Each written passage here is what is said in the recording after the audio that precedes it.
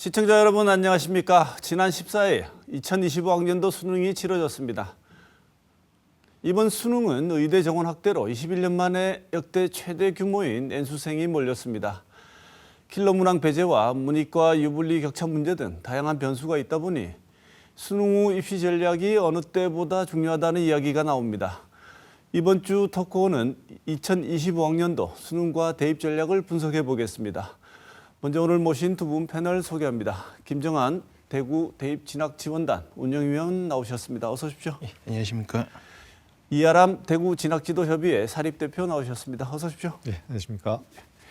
먼저 본격적인 여러 질문들 드리기 전에 올해 수능 시험 간단한 총평 먼저 두 분께 듣고 본격적인 얘기 나눠보겠습니다. 먼저 김정한 선생님 말씀 주실까요?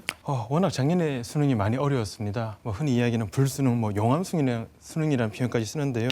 올해는 그 정도까지는 아닌 것 같습니다. 그렇다고 해서 시험이 너무 쉬운 물수능까지는 아닌 적정한 난이도가 선정되어서 기본적으로 학생들을 변별할 수 있었던 정도의 시험으로 보여집니다. 네. 대신 상위권의 기준에서는 조금 쉬웠던 부분도 있을 수 있기 때문에 상위권의 변별에 있어서는 조금 고민이 됩니다. 왜냐하면 올해 이제 의대 정원이라는 부분이 있기 때문에 상위권에서는 조금 더 고민해야 하겠지만 일반적인 학생들의 경우에는 큰 무리 없이 학생들을 나눌 수 있는 그런 시험이 아니었을까 싶습니다. 네. 저도 마찬가지로 올해 수능은 전반적으로 지난해보다 쉽게 출제되었으나 충분히 변별력 있는 시험으로 판단이 됩니다. 또한 그 전년도 마찬가지로 초고난도 문항인 킬러 문항 배제 기조를 유지했고 EBS 교재의 그래프나 자료를 그대로 인용을 했기 때문에 연계 체감도가 좀 높은 시험이 아니었나 그렇게 생각합니다. 네. 난이도가 이 널뛰기를 했다는 평가가 많습니다. 맞습니다. 6월 모평은 너무 어렵고 9월은 또 상대적으로 너무 쉬워서 학생들이 어디에 초점을 맞춰서 준비를 해야 될지 비판이 좀 있었는데요. 실제 수능 이 모의고사와 비교하면 어떨까요? 수험생 반응들 기준으로 봐서 어떻게 설명하시는 게 좋을 것 같은데 이분은 이하람 선생님이 어떻게 평가하십니까?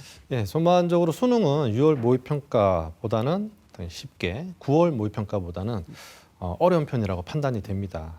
아까 우리 운영위원님 말씀대로 상위권 학생들에게는 조금 쉬웠다는 의견도 좀 있을 수 있습니다. 하지만 중상위권 학생들한테는 변별력 있는 문제들이 있어서 체감 난이도가 높았다는 의견이 오히려 많기도 했습니다. 따라서 하여튼 수험생들의 준비 상태에 따라서 난이도 체감은 다른 시험이었고 나름 변별력을 확보한 쉽지 않은 시험이었다고 생각이 됩니다. 김정한 선생님 어떻게 평가하십니까? 저도 우리 이하람 선생님과 크게 다르지 않습니다. 학생들 입장에서는 시험이 풀만했던 것 같아요. 그래서 시험장 마치고 나온 학생들의 표정은 그렇게 밝았고요. 저희가 이제 가채점을 하는 학생들의 모습을 보더라도 작년과 다르게 그나마 웃으면서 가채점을 할 수 있었던 것 같습니다. 그런데 성적은 좀 다를 것 같습니다. 이게 성적이라는 것은 시험에 학생들 줄을 세우다 보니까 그런 입장에서는 국어를 제외하고 수학이나 영어, 탐구 같은 경우에는 다들 변별력을 가지고 있기 때문에 본인의 역량에 따라서 그 성적의 차이가 확연하게 날 수 있는 그런 시험이지 않았는가라는 생각을 합니다. 선생님 말씀 들어보면 변별력은 충분히 확보될 수 있는 그렇습니다. 문제가 나왔다. 그래서 변별력 자체는 문제가 없을 거다 이렇게 보십니까? 네네. 지금 정도의 학생의 이제 등급을 나누는 그 기준으로 봤을 때는 충분히 등급을 나누는 큰 문제가 없을 것 같고요. 대신에 최상위권의 경우에는 점수의 중첩 현상이 좀 일어날 수 있을 만큼 좀 촘촘하게 배열되지 않을까라는 걱정이 있긴 합니다. 최상위권 같은 경우에는 하나의 실수로도 등급이 바뀌고 당당히 바뀔 정도의 변별력을 덜 확보된 거라고 보십니까? 꼭 그렇지는 않다 봅니다. 그래서 각 과목별로 그 변별력 있는 문제들이 고루 배치되어 있었기 때문에 최상위권에서의 변별력도 어느 정도 확보가 되었다고 보고 다만 정말 상위권들 거의 만점에 가까운 친구들이 많이 발생을 한다면은 탐구 영역에서 선택 과목별로 만점에 대한 최상위권 점수의 그 표점 만점 차이가 굉장히 있다고 지금 판단이 예상이 되고 있습니다. 네. 그래서 선택 과목별 난이도 차이가 나중에 최상위권 점수 확보의 변수로 등장할 가능성이 있지 않을까 이렇게 또 예상이 됩니다. 네. 그렇다면 최상위권에서 이렇게 당락을 결정할 중요한 변수로 떠오르는 게 과목별 어떤 과목을 선택했고 어떤 과목이 난이도의 조정이 가팔라서 어떤 과목을 선택한 학생이 당락에 영향을 받을 것이다.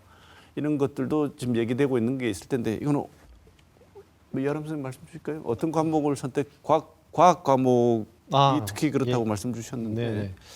지금 예상 등급 컷을 미뤄 봤을 때 예전에 이제 어려웠던 화학 원 같은 경우에는 만점을 받아야 1등급이 될 수 있을 것으로 예상이 되고 그동안 좀 쉬웠던 생활과 윤리, 윤리와 사상도 마찬가지고 지구가 또 과학에는 투 과목들은 만점을 받았을 때 그 표점이 화학이나 일반 다른 과목들에 비해서 많이 높을 것으로 예상이 됩니다.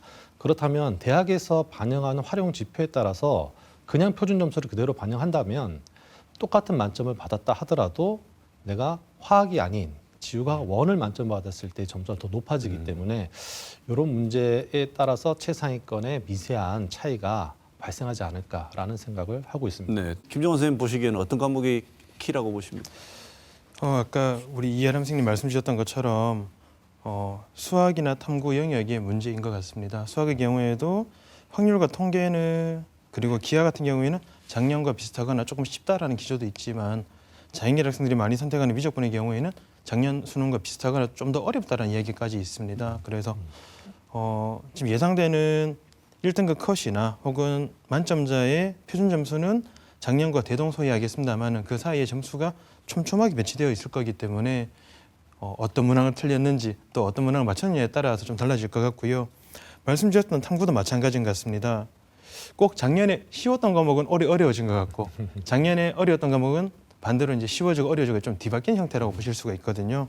그러다 보니까 학생들이 평소 많이 응시했던 과목들에서 어려워지다 보니까 힘들어하는 좀 경향성이 있고 그 힘듦을 잘 버틴 친구는 괜찮은 점수를 받았을 거고요.